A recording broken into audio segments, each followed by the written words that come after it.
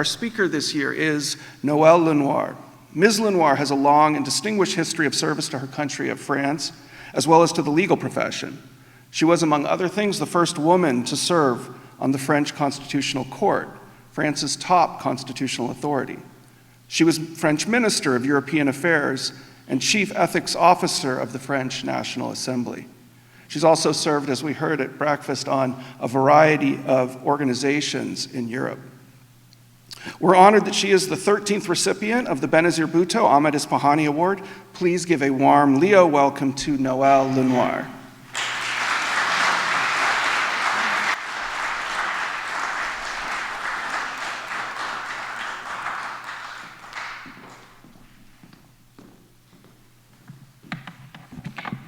I don't see you, but I'm very happy to talk to you today. And I'm very honored to be here at Verne University, which is a very well-known university, even in France, even though it's quite far away from my country. I would like, if you allow me at this moment, to extend my warmest thanks to the prestigious University of Verne. I know what you do.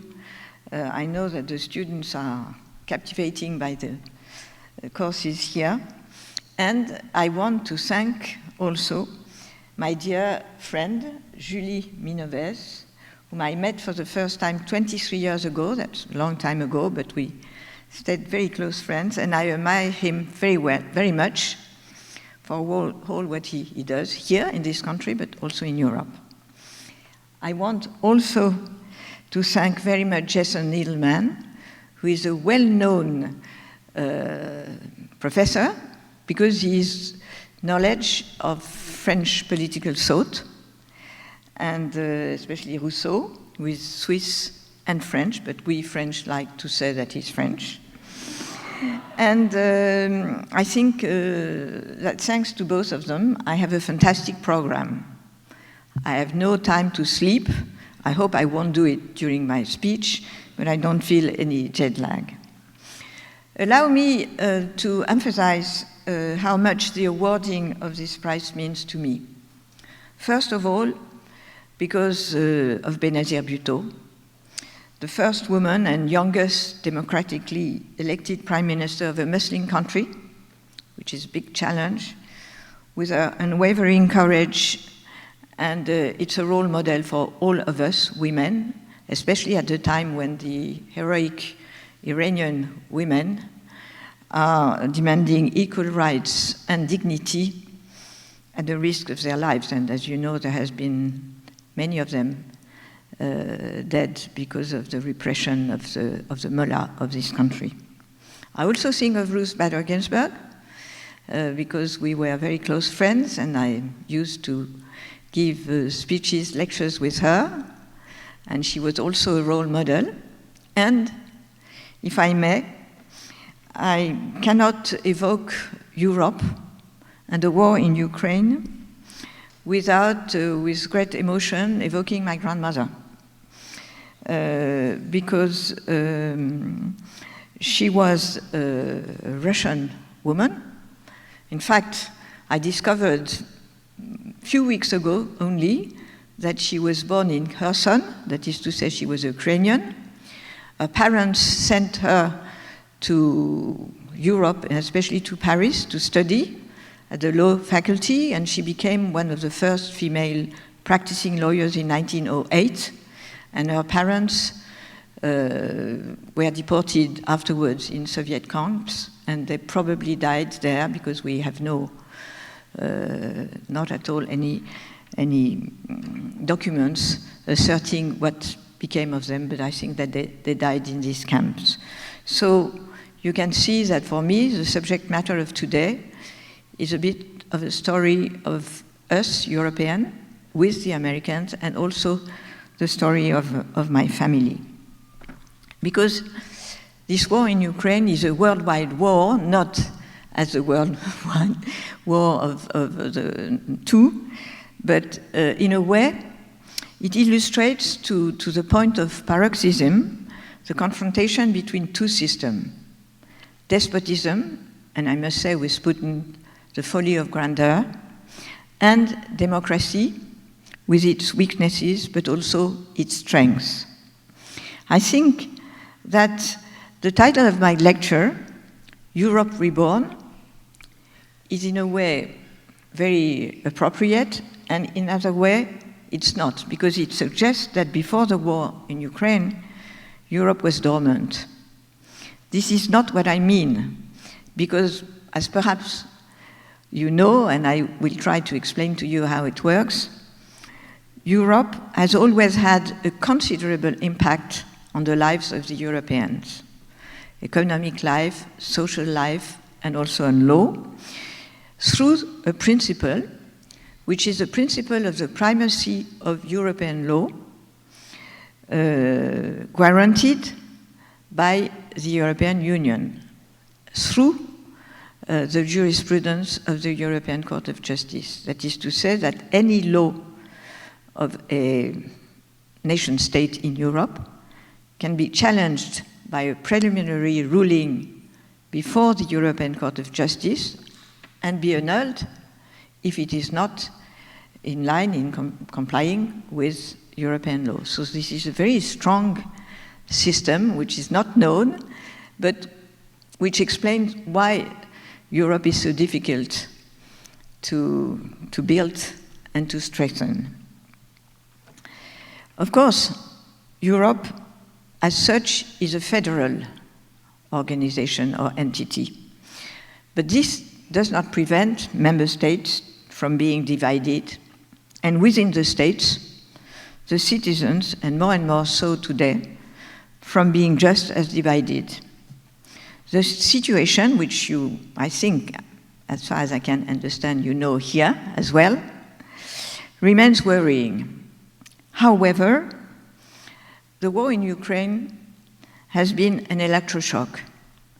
It has led to a tremendous strengthening of the ties between the 27 member states after Brexit. We were 28 before, and I regret very much Brexit, of course.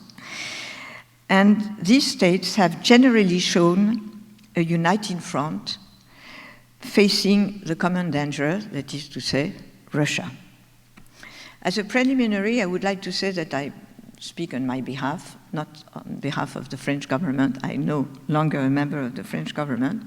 So my ideas that I hope that the students which I will talk with this afternoon and tomorrow will challenge are totally my own. So I would like to tell you that Europe is a difficult project because almost all of the countries of Europe were former empires, like Russia, but also like France, like the UK, like Spain, like Portugal, like Germany, like the Netherlands. They were all empires. And it is almost a miracle that exists this very odd entity which is called the European Union today. So I'd like to show first that the unity of Europe has been tested for the last, let's say, 20 years. Very much so. But that now, I don't say thanks to the war in Ukraine, but because of the war in Ukraine, there are new forms of solidarity which have appeared, and I think which are absolutely vital for us all, not only Europe, but also the free world by and large. So first, before the war in Europe, the unity of Europe was, the war in Ukraine, which is a European war, the unity of Europe was tested. First of all, Europe has come to doubt itself, while there was this issue, which was, and which is still very challenging, that is to say that the free world attracts a lot of people, and there is a mass immigration in Europe, which is not similar to yours here, because it comes mainly from the Middle East, that is to say, people from Muslim religion, which, of course, we have no objections to make against it, but some of them come with their very specific culture. And this has raised some reactions from some citizens, a large part of citizens. Before to tell you how it works and why this peninsula, it's sort of peninsula of Asia, Europe has been reborn after the war, largely thanks to the American. Therefore, you can say that the European Union was created by the Europeans and by the Americans. The most obvious illustration is indeed the Marshall Plan. I think that the people of my generation, and perhaps a bit younger, know what it is. The youngest people don't know what it is. It was a big, big US recovery program with a lot of money, decided by Marshall, an American politician of the government, providing aid to Western Europe after World War II in 1948, without which I must admit that European economies wouldn't have recovered as quickly. The implementation of the project began, in fact, in 1952 with the pooling of industrial raw materials, such as at the time coal and steel. The aim, officially declared and proclaimed, was to make peace with the means of war. Two Frenchmen, that perhaps some of you have heard of, Jean Monnet, an industrialist, very close to American society, and Robert Schuman, the French Minister of Foreign Affairs, were absolutely decisive in respect of the creation of Europe in line with the objectives of the American. The goal was twofold. First of all, to put an end to the chaos on the continent and to integrate Germany without delay into a democratic community. Second goal, the purpose was to avoid the tipping of certain European countries, such as Germany, but also France and Italy in particular, to the side of the communist bloc. Could be quite surprising to say that these countries were in danger in that respect. But let us not forget that the communists had been well-organized resistance fighters during the war, at least after the rupture of the Nazi-Soviet pact concluded in August 1939. And because of that, the communist political parties, after the war, obtained about 1/3 of the votes in France and in Italy as well. Of course, not in West Germany, because they were in Eastern Germany, and the Communist Party was prohibited, in 1956 in Germany. And just to tell a few things about my family, after the war, my father wanted to be a communist. And my mother told him, it's the Communist Party or me. And that's how I was born. So you see, the people in Europe who were communists were not fascists. They thought that collective economic system and the heroism of some communists during the war was the key to build a free world, which was not and which is not still the case. After its creation as a political entity in 1957 by the Treaty of Rome, Europe acquired very quickly federal institutions. The first one, my view, is the Court of Justice of the EU, of the European Union, because it can direct the judges at national level and tell them how to implement and to respect European law, which is binding for all nation states. And then you had the parliament, the EU Parliament, which is the only multinational parliament in the world elected at universal suffrage based on proportional representation, which sometimes, in my view, in my personal view, is quite difficult because you have very tiny political parties. You have a party, for instance, called the Pirates. They are for total libertarianism in data circulation. But it's a democratic parliament. And these institutions have great power and more power because a great number of competencies have been transferred to the European Union, either exclusively, for instance, trade, conclusion of trade agreements with third countries, or shared competence, such as in the energy sector or immigration.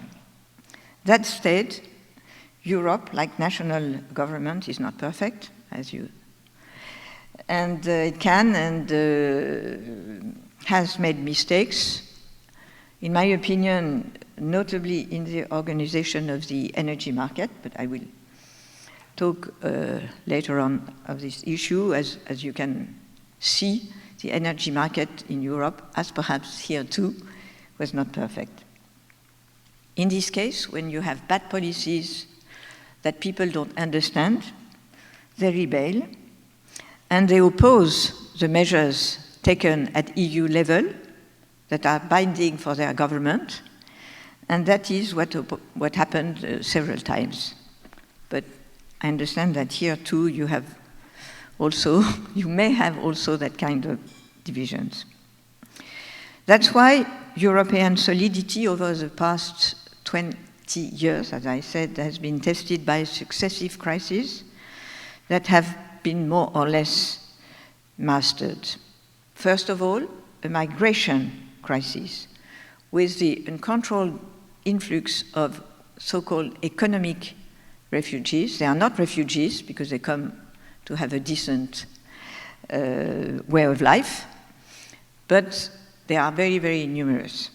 And this has given rise, as I will tell you, to far-right political parties, unfortunately. Second crisis, the financial crisis. Thanks to our American friends with the bursting of the subprime bubble, which was also a great issue for not only for banks, but mainly for the people and the more modest of them. We had a political crisis with Brexit that I regret, as I said, because we realized all of a sudden that Europe was not perhaps eternal. And we had the health crisis with COVID. And in all these cases, this has shaken the confidence of citizens in Europe, because it has implies quite great divisions between them in the countries and between the countries. And now we have the result of this, that is to say, the rise of populism. I was asked by Jason to explain what is populism. Populism seems to be very good because democracy is a government of people, by people, and for the people. But populism is something that you know very well here, as far as I can see when I watch Fox News, which I do sometimes, is so-called anti-system politicians trying to tell the people that all the people who have something in their heads, who think, who are moderate, the elites are against the people. They are the enemy of the people. And that's what is happening in France and in Europe as well, with radical political parties. And of course, this party have, amongst others, among migrants, amongst intellectuals, amongst people who are for free democracy, they have Europe, because Europe means a moderate government. And this happened not only in the UK, with the result that is Brexit, but also in founding countries such as France, Italy, and the Netherlands.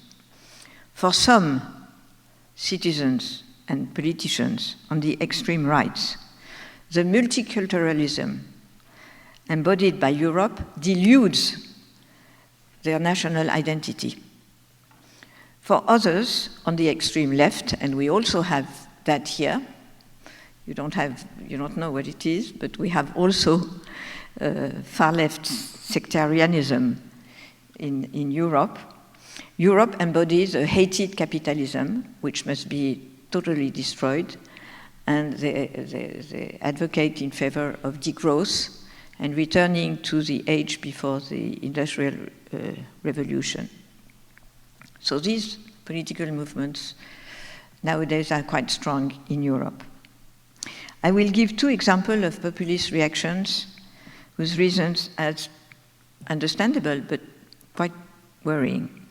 First of all, the draft of a treaty in the form of a European constitution. This was initiative both by France and Germany to strengthen European institutions, because when I was Minister for Europe, Europe was composed of 15 member states. It was already quite numerous, but now we have 27, and we are on the verge to accept accession of Macedonia,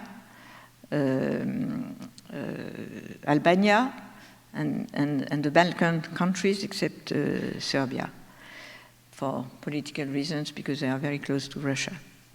But you see that we are going to, and Ukraine, and Georgia, etc. So it was really necessary to strengthen the institution and to facilitate decision-making. But this was rejected by the French, even though they were originally the initiator of the European Constitution, by 55% of the population, which is quite a lot, and then a week later, by the Dutch, by 61% of the electorate. And of course, this resulted in the obvious fragility of Europe, because politicians realized that it was very difficult to explain to citizens what is Europe.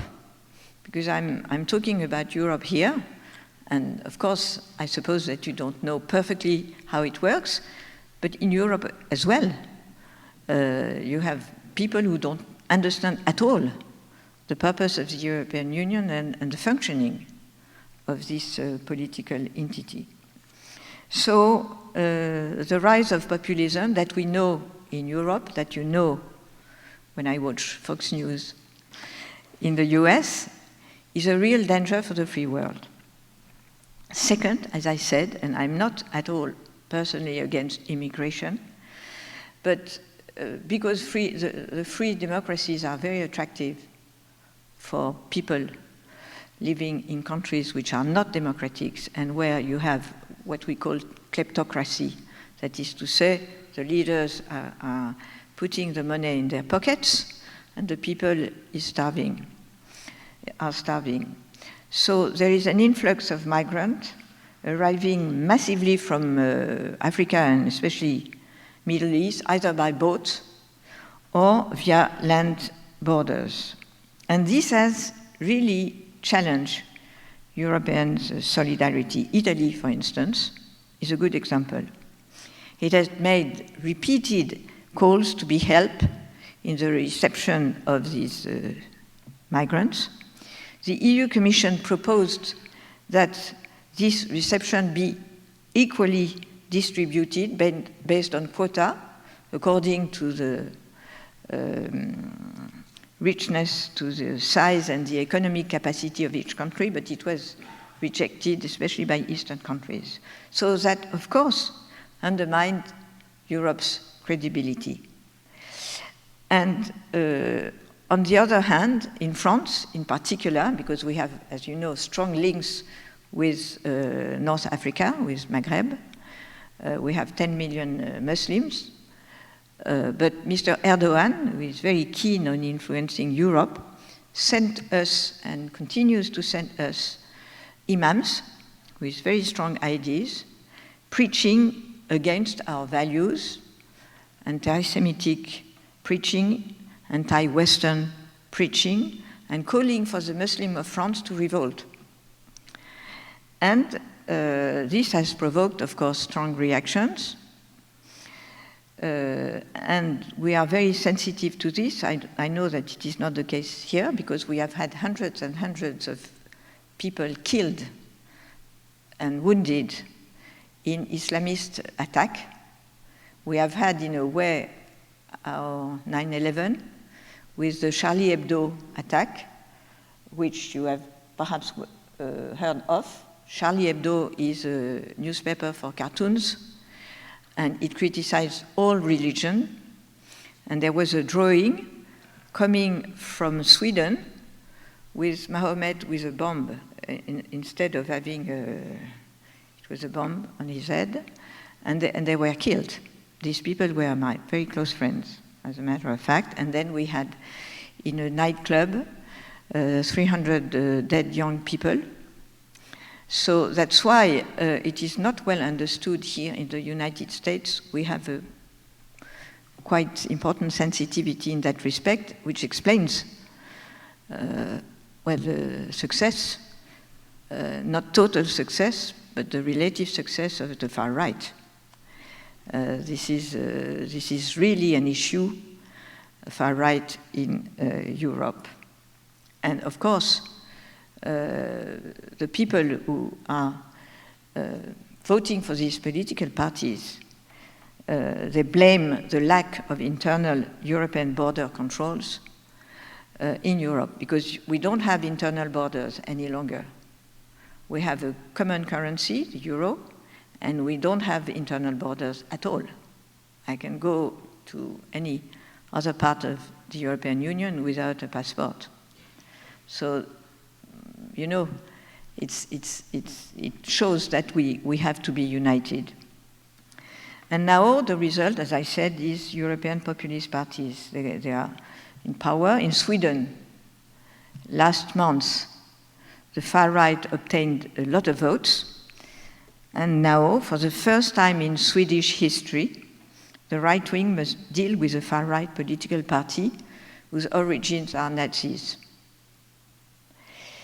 In Italy, as you know, the new president of the council is a woman who is the head of a Mussolini-inspired political party.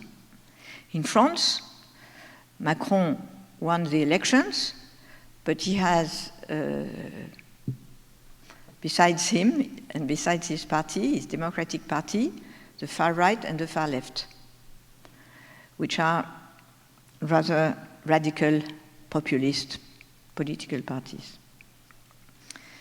And in the US also, if I may comment, when I watch Fox News, we also witness a radicalization of political parties.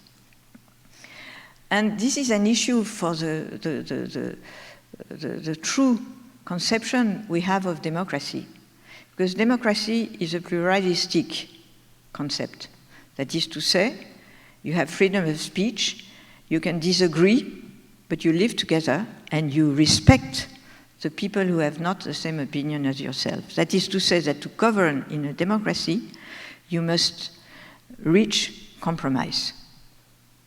You cannot be too much on the left, you cannot be too much on the right. This is the basic principle, in my view, of how a democracy must function today. And it's, of course, becoming more and more difficult in our democratic and free world. So I don't want to be too negative, but I want just to say that we have to be very vigilant in looking at this. And this was reflected at EU level. Perhaps you know, I'm sure that everyone knows here, that the Franco-German reconciliation in the aftermath of World War II, together with the Marshall Plan that I evoked a few moments ago, was the trigger for the creation of Europe. The Franco-German couple, as we say, was immediately recognized as the engine of Europe. That's what I must really pay tribute to the leaders. As soon as 1945, who worked to ensure that the two hereditary enemies would look to the future in the same direction, despite the wounds of the Nazi era, which were very, very recent and still are open for some of us. So France and Germany, this was a miracle of Europe that I have witnessed, have different cultures, have different economic interests, and it was at my time when Julie was minister also, it was accepted by the member states that when these two big countries of Europe agreed on a topic, the other states could follow with confidence. And that's the alchemy that I witnessed, as I said, during the many meetings between President Chirac and Schröder at the time, in which I participated as the French Minister for Europe. I've seen that the conversation between both of them were quite tough, but once concluded, the agreement reached between them was generally approved by the other member states. And as you know, the French and the German opposed the Iraq War. And I wonder if France would have taken this position if had Germany not had the same position. And that's how it worked. But as the divisions in Europe, inside Europe, were on the rise, the Franco-German alliance seems to be trembling as well. First of all, the German economic model, based on industrial production and export, was proving to be very effective, while the French model, based on a system of broad social redistribution, seemed, and it's perhaps an understatement, less convincing, economically speaking. Second, the divergence appeared, and I speak about that because I think that the change is rather radical with regard to the new situation created by the war in Ukraine. The divergences became more pronounced on major issues such as energy policy. As you know, France relies mainly on nuclear power. It acquired nuclear weapons at the instigation of General de Gaulle after the war, who created in 1945 the French Atomic Energy Agency Commission, the equivalent of the US Atomic Energy Commission created by President Truman. So that was really a political choice. And that's how we have a treaty of on nuclear energy. We have 3 treaties at the EU level. We have a treaty on the European Union, the institution, treaty on the functioning of the European Union regarding competencies, and a treaty on nuclear energy. And so, the German had recently taken the lead against nuclear energy, sponsored by Greenpeace, because they recruited a few weeks ago, before the war in Ukraine, so a few months ago, the head of Greenpeace International, an American woman, with the same mission as Mr. John Kerry in the current government of the United States. So this shows that the relationships between Germany and France were not at their best. Political differences were also felt between the Eastern countries and the Western countries of Europe, which is absolutely normal because our history is different. They were part of the communist bloc with 3 states, the Baltic states, which were not only part of the communist bloc, but they were Soviet republic, you know, like Ukraine, before the independence of Ukraine. And these people, they don't want a union to be too much integrated. They don't want a federal union. Because they think that they had the union, the Soviet Union, and they compare the Soviet Union and the European Union, where the Western countries and the Western leaders, when they are not disavowed by their electorate, they want a more integrated political entity. And I spoke recently of the proposal of the EU Commission to set up quotas to master the mass migration and to distribute the reception of these migrants between member states, and that was rejected by the Eastern countries. They didn't want. And even Mr. Orban built a wall, like Mr. Trump tried to do it recently. So, you see, Europe is a complex entity, is it without any equivalent in the rest of the world, and it's complex because it needs a lot of sacrifice from the countries to agree together and to be united. But since the war of Ukraine, Europe's solidarity, I can say without being excessive, has been reborn. Why European solidarity is so important, I will say some words about it just to tell you a bit more about the functioning of Europe and how, and I will finish by indicating that the combat for democracy, the fight for democracy is never ending. Why European solidarity is of vital importance for Europe? In the face of the war in Ukraine, of Russia's military aggression, Europe is regaining its cohesion. Because this cohesion is not natural. We have a flag, we have an anthem, we have a federal institution, but the European Union is not a state. Why is that? Because defense and foreign policy are not at all in the realm of European competency. Of course, we have a high representative, Mr. Borrell, for foreign policy and security of Europe, but he has no real powers because these policies are based on cooperation between member states, still. However, Europe is neither a classic intergovernmental organization like OECD, for instance. It is a real integrated political entity, sometimes, and it may be surprising, even more so than the United States.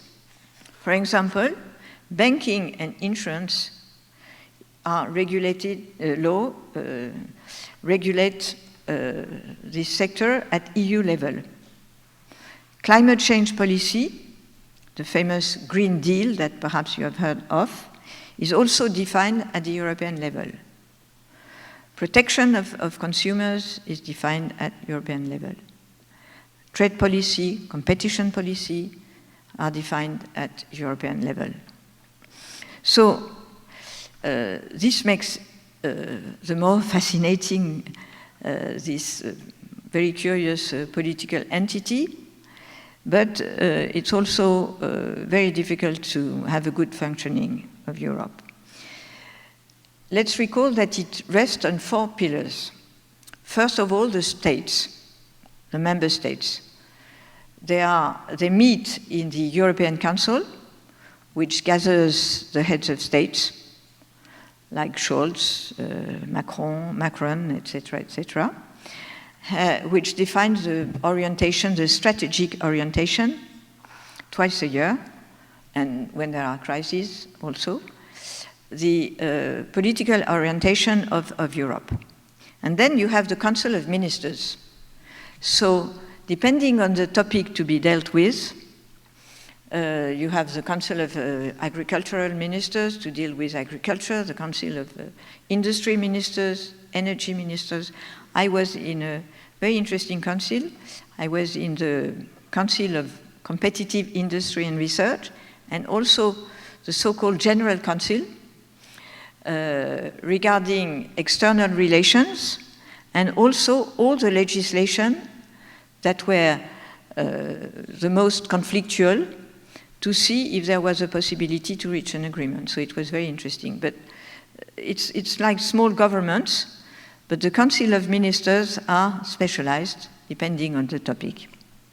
Then you have the peoples represented in the EU Parliament, and both the Council of Ministers and the European Parliament, they are the equivalent of the Senate. The Council of Ministers is the Senate, and the Parliament, the EU Parliament, is the House of Representatives. You see? They are the two legislative chambers.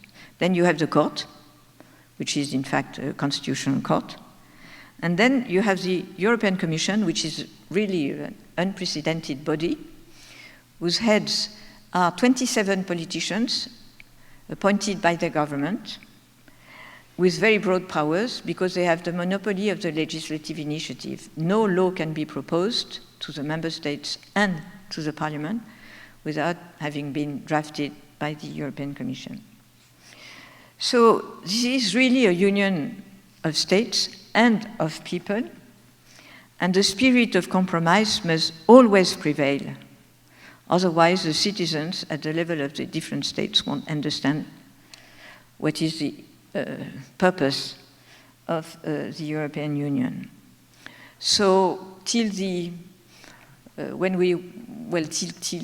20 years ago, there were quite easy compromises based on the Franco-German relationships. Like you had till 2016, this bipartisan system, which was very effective. And I think that there are a lot of parallels between the functioning of Europe and the functioning of the US in certain way. But this has dramatically changed with the war in Ukraine, because everyone knows now that we have a common danger, and I must say a common enemy.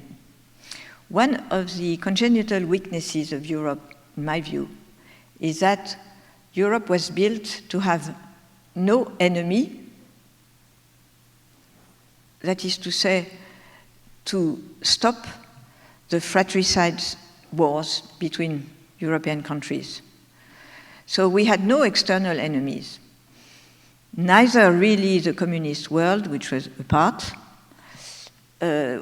and it is very difficult to build a community when you don't have a common enemy. As Bush said, you have the world of evil and the world of good. This is easy to mobilize people. We didn't have that before. We had no enemies, which was, in my view, kind of weakness. And we see how mobilizing is that feeling that you are endangered by something which is external to you, in the heroic resistance of the Ukrainian people that we must pay tribute to, which is absolutely admirable, and which are and who are totally united behind President Zelensky. And this is, to a certain extent, we are not going to war with Russia, but this is, to a certain extent, what happens now to the Europeans. Vladimir Putin, in fact, in the form of a war of conquest, is giving birth, I hope so, to a new Europe. I can give a few examples, and I will finish because I'm too long. First of all, solidarity. It's incredible, especially the Baltic countries, of course, but Poland. Imagine that the Polish civil society, not only the government, they have welcomed more than 2 million Ukrainians, that is to say more than 5% of their population. And they don't expect these people to go back to Ukraine soon, and it works very well, and there is no problem at all. Let me quote the Estonian Prime Minister, who is a woman. And of course, the Baltic countries feel very emotionally the war in Ukraine because they were part of the Soviet Union. She said, when people say it's admirable what you do for Ukrainian refugees, she said, I know a little about the generosity of strangers. I am a daughter of deportees sent by Stalin to Siberia. My mother was only 6 months old when she was deported. So that is the real experience of the Europeans, of the Eastern countries. Second example, of course, we don't give as substantial aid as is given by the Americans, but we have given a lot of money at EU level and national level, so to ensure that Ukraine doesn't live too much of a humanitarian, which is the case, crisis. So we do not act at the same pace. Germany is a bit reluctant for political and economic reasons. For political reasons, because they had strong links with the Russians, because Mrs. Merkel was not Russian, but from East Germany. With regard to France, we give what we can. Unfortunately, I think that the defense budget is not enough, but for instance, we recently sent new highly technical Caesar, they are self-propelled howitzer, which represent manufactured by Nexter, a very successful French company. I have no interest in this company. And it represents more than a third of the French army's equipment, which is not nothing. And they are very, very efficient. Third example, defense, and it's perhaps the most radical change in Europe. Of course, we have different views, because for the French, as you know, since de Gaulle, we think that we have to have our own autonomy in defense strategy, whereas the Germans don't see the difference between Europe and NATO in the field of defense, which is our case. And Germany was pacifist for understandable reasons, and we had very, very different views on this. Sweden and Finland were neutral. And this has dramatically changed. The consensus was very easily reached that Europe can unite military force in close relation with NATO. NATO, the question of integration of France in NATO is no longer a topic. So what did we do? We agreed on increasing dramatically national military budget, to establish common military programs, to jointly purchase military equipment, and to create a common budget for defense dedicated to urgent military expenses. So it's really a sea change. And when some politicians said that NATO was brain dead, they were perhaps right when they said that, but it's no longer the case. And all EU countries are now committed to increasing with defense budget to 2% of their GDP, which is the case of France since 2020. So really the notion of allies, and I'm very happy when I hear the American president or his close ministers speak about allies. I think it's a very strong idea today, because it means that we have the same values. And the war in Ukraine has obviously strengthened our ties, and we must admit that Putin has played a great role in making us aware of the necessity of these ties. With regard to sanctions, it's also a kind of miracle, because even Mr. Orban, who is very close to Putin, and as you know, he thinks he's a great leader, he didn't oppose the sanctions against Russia. More recently, Mrs. Giorgia Meloni is a new far-right president of the Italian Council. Immediately after election, she sent to President Zelensky a telegram saying, "I support you 100%, which was not the case before the war in Ukraine, because this party was very close to Russia. So you see, there is this kind of awareness, which, of course, is quite remarkable. Even in the energy policy, I won't be long, because I think that there are still quite a lot of divisions between the Europeans. But there are European measures that have been taken. For instance, nuclear power is back in force, which in my view is a good point. We agree not to import any longer the gas from Russia. Russia helped us a little bit, but we had agreed to stop this without any restriction. And because Europe is also, according to the treaties of the European Union, a social market economy, a big program has been launched at EU level to help the household to face the increase of the gas price. And there are now in most of the countries, either it is currently in force, like in France, or will be, like in Germany, a tariff shield.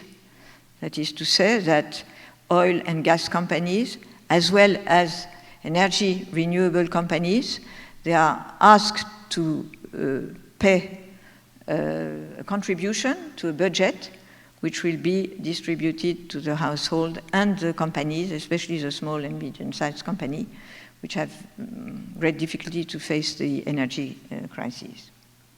So, to finish with, perhaps you find I'm too optimistic with regard to the war in Ukraine. I'm not, because I think that the way Putin brandishes the nuclear threat is not bluff. It's not totally bluff. So I'm not so optimistic. I hope he is aware that the response will be immediate, but it's really a threat. But on the other hand, I think that there is hope for democracy. First, as you can see, China and India are making it clear that the war that Mr. Putin is waging is a war of the old days. And in this sense, he has already lost, because nobody really understands why he got into this war. The second point is that the Europeans are also aware that they have to be strong, because they cannot rely on the Russian society. I'm sorry to say that, but because of the big lie, which has been the best tool, the most efficient tool to govern this country since Peter I till now, the big lie, there is difficulty for the civil society to exist in Russia. And I want to refer to a book that perhaps some of you know, some of you don't know, which has been written by a French aristocrat in 1839, which is the equivalent of Tocqueville for the US, for Russia, the Marquis de Custine, Letter from Russia, and you will find exactly why there is no civil society in Russia today. Not really a civil society in Russia today. There are parts of a civil society, but not of a civil society. And I think that for us all, because we are going to live with this war very long, we must know the mindset of the Russians. It's very important to deal with this war. So I finished. I think that the best lessons to be learned from this is that democracy is really a gift. It's recent, it's fragile, but like Winston Churchill famously said in 1947 before the House of Commons, perhaps you know this, it's very well known, democracy is the worst form of government except for all the others. Thank you.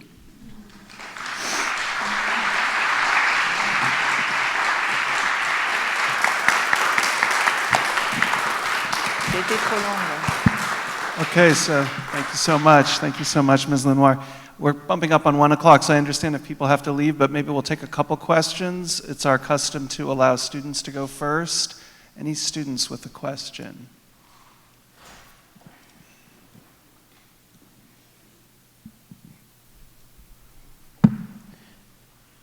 Hello.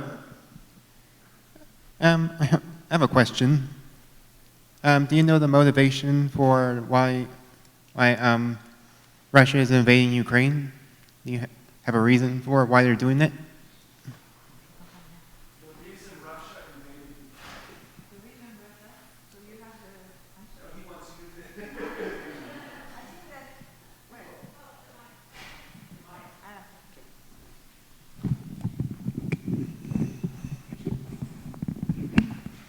that, I met Putin several times, but I didn't ask him the question. But I can try to, well, it's first of all, who is Putin? Putin is a former KGB agent. He has never done anything else except to be then the Prime Minister and the President of Russia. And he has always said from the very beginning that the collapse of the Soviet Union was the worst catastrophe of the 20th century. So he had in his mind that he had to rebuild an empire. This is the first thing. The second is that he observed the weaknesses of the West, divisions, in which he participated, because he played a role in the elections. Thanks to Mr. Trump, I can express myself freely here. I don't know if you are Republican or Democrat or I don't know. I have no interest. But thanks to Mr. Trump, the French government was very vigilant so as to avoid interference of the Russian in our elections. Because in France, we have a lot of politicians who are very close to Russia for different reasons. So Putin had many allies in Europe. Far-right political parties, which are very strong, as I told you, were their allies. The Italian far-right is no longer, but Mrs. Le Pen, she says now, because you have the strength of the public opinion, but she was very close to Putin. She was very glad to shake hands with Putin. So you see, he thought that the rise of the far-right parties, which were its allies, the divisions of the West, and the withdrawal of Afghanistan, showing that the Americans didn't want to intervene elsewhere, and that the so-called isolationists, he told me that my accent was perfect. I don't believe.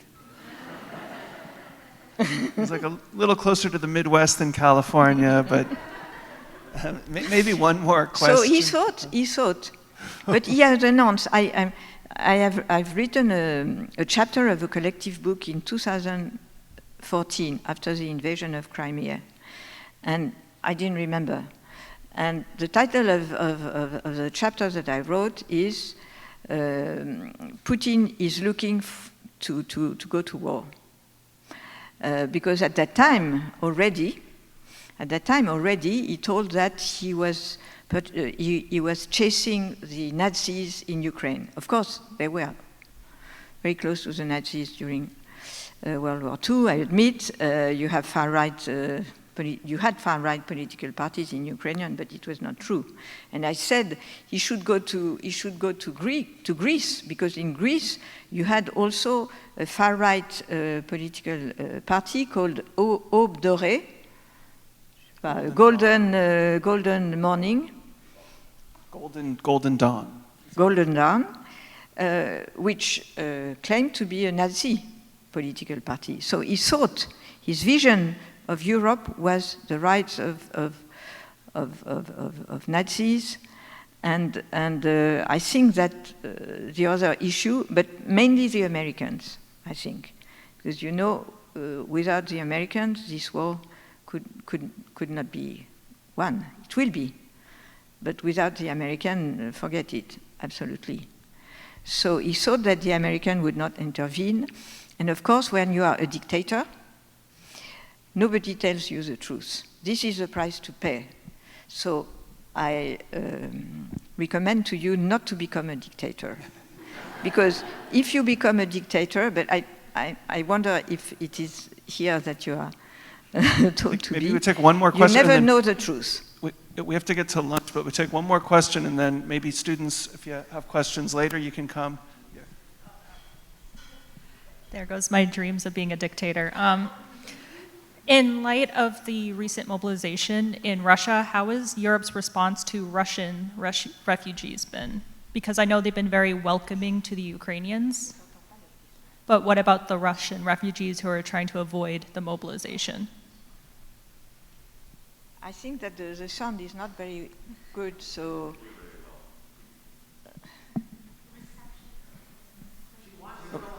The Russians who are running away to escape being conscripted into the Russian military. Yeah. How has Europe's response been to the Russian refugees from the migration mobilization? of Russians who escaped to the military service? They want. Well, I think that they know that. I think that the number of dead in the Russian army is almost 80,000 now, which is a lot. So they don't understand the purpose of this war.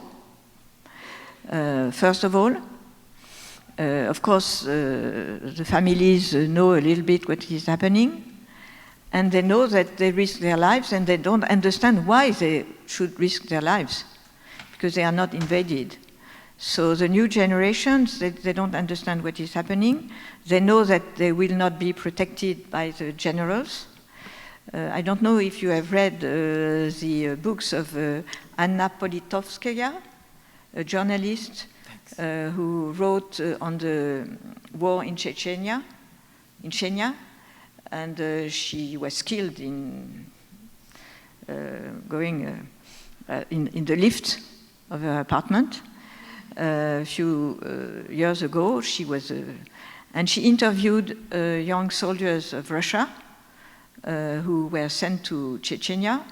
And the problem of these young soldiers is that they are totally disorganized. It's very clear in that book, which dates back to almost 10 years ago.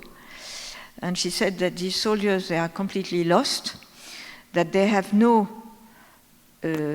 chief, it's disorganized, and they have no weapons because it's so corrupt that the equipment is completely to be repaired and is not. So they are feared. The problem, as is said by the people in the Baltic countries and those and Ukrainians, is that imagine if these 700,000 young Russians rebel against Putin, that would be really the great victory of democracy in Russia, instead of fleeing their country. And that's what I said. It's very difficult to have a civil society in Russia, because if you express yourself, you are dead. You are not. If you go through your window, it's very dangerous in Russia, or to be like that, like me. So you know, people are feared, and also they never are aware of the truth. They are not told the truth. So I think that the most efficient and terrible and destructive weapon is the big lie. I don't make politics.